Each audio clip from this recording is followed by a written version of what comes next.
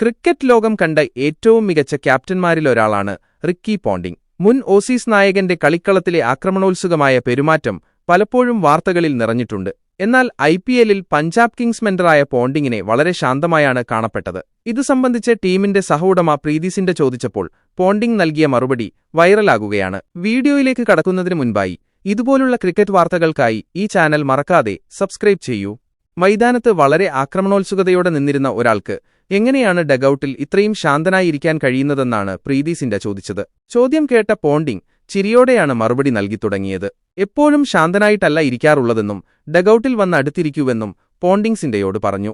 നിങ്ങൾ ഡഗൌട്ടിൽ വന്ന് എന്റെ അടുത്തിരിക്കൂ. എപ്പോഴും ഞാൻ ശാന്തനല്ലെന്ന് നിങ്ങൾക്ക് കാണാം. ഞാൻ അഗ്രസീവായ വ്യക്തിയാണ്, പ്രത്യേകിച്ച് ക്രിക്കറ്റ് നടക്കുന്ന സമയത്ത്. ക്രിക്കറ്റിന് പുറത്ത് ആരുടെ കൂടെയും ഇരുന്ന് ചിരിച്ചും തമാശ പറഞ്ഞും ഒരു കാപ്പിയും കുടിച്ച് എന്തിനെക്കുറിച്ചും സംസാരിച്ചിരിക്കും. എന്നാൽ ക്രിക്കറ്റ് സമയമാകുമ്പോൾ ടീമിന് മികച്ച പ്രകടനം കൊണ്ടുവരിക എന്നത് എന്റെ കടമയാണ്.